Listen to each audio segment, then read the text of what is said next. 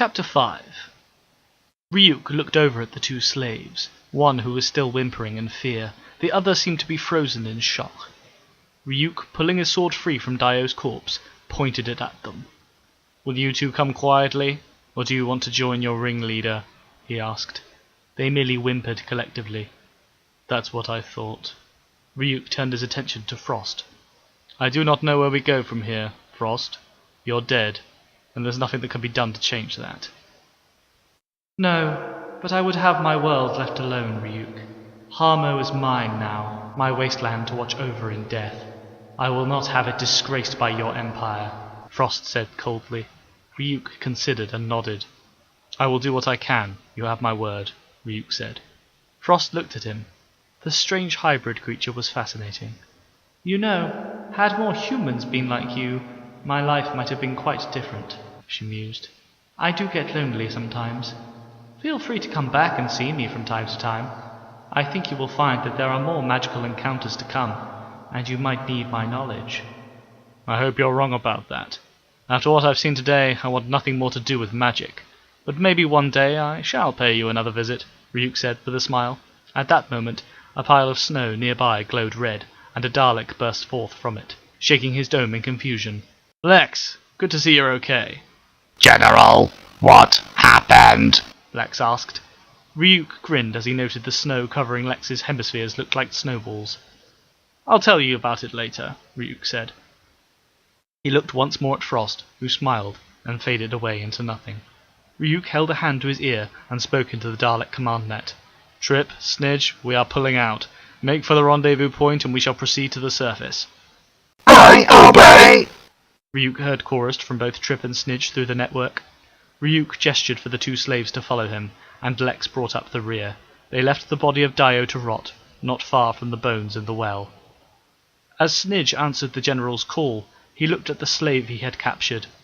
He was a weak mewling creature like the others. He had surrendered to Snidge with little effort.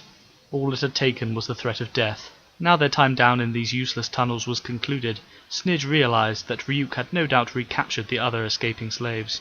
He would not have killed them, not unless they resisted beyond his capacity to overcome.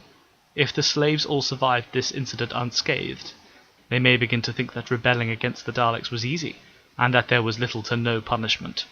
"You will move ahead of me and follow my directions. This way," Snidge said, gesturing with his gunstick for the slave to move ahead of him. The slave did what he ordered with little prompting.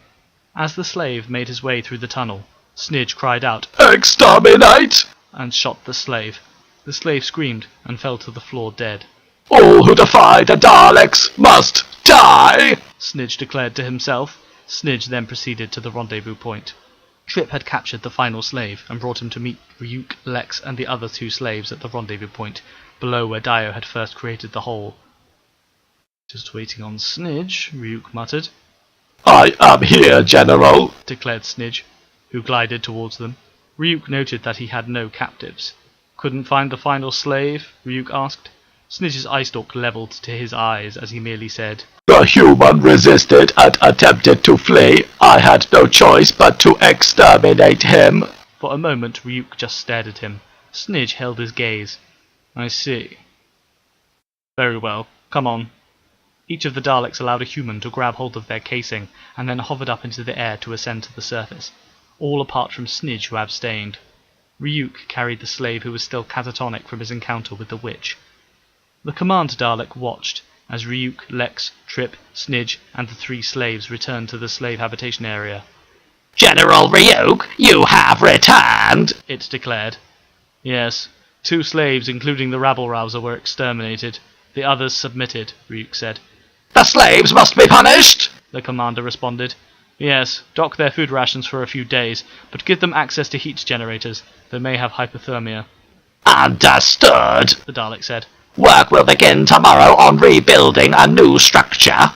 "No," Ryuk said. "The core of this planet is dangerously unstable, and the caverns beneath the surface are equally unstable.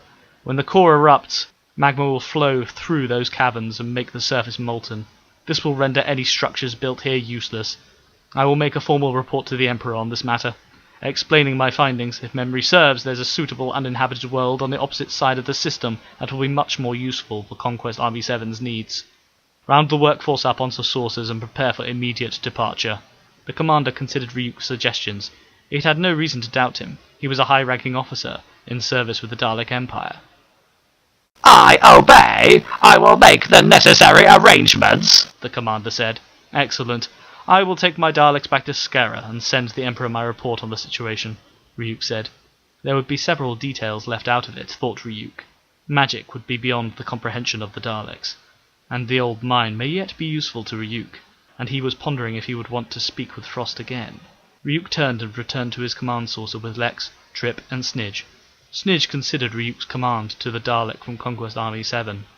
Snidge had not been privy to what transpired down there with the slave they called Dayo. He had not seen Ryuk lie outright to the Emperor before, so he considered this must be true. However, he guessed Ryuk would leave Dayo's strange fire abilities out of his report. Snidge would be sure to include that in his own report to Garin. Ryuk and his Daleks departed in their saucer. Frost's spirit, standing on a solitary snowy peak, watched it depart, and not long after, all other Dalek ships also left. The hybrid kept his word, she said, smiling to herself. On Eden, Anna stared at Nate aghast. And that's all true.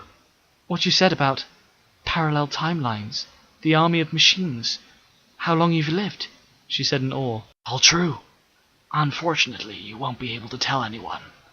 Ever, Nate said, turning to his computers and keying some sort of sequence into the keypad.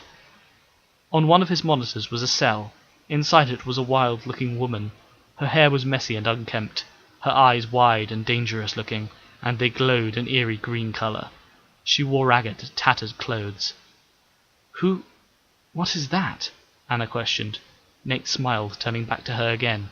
You wouldn't believe me if I told you, he said mischievously.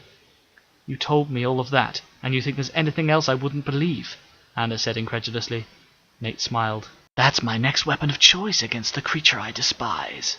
That, Miss Watling, is a witch. Anna looked at the woman in horror. It was like the witch was looking through the screen at her. Nate spoke into a communicator. This is Colonel Nathaniel Thorne.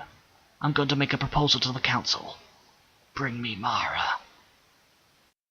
Ice and Fire was written and read by Phil Owen. Characters by Andrew Wagstaff. Second Empire created by Mechmaster.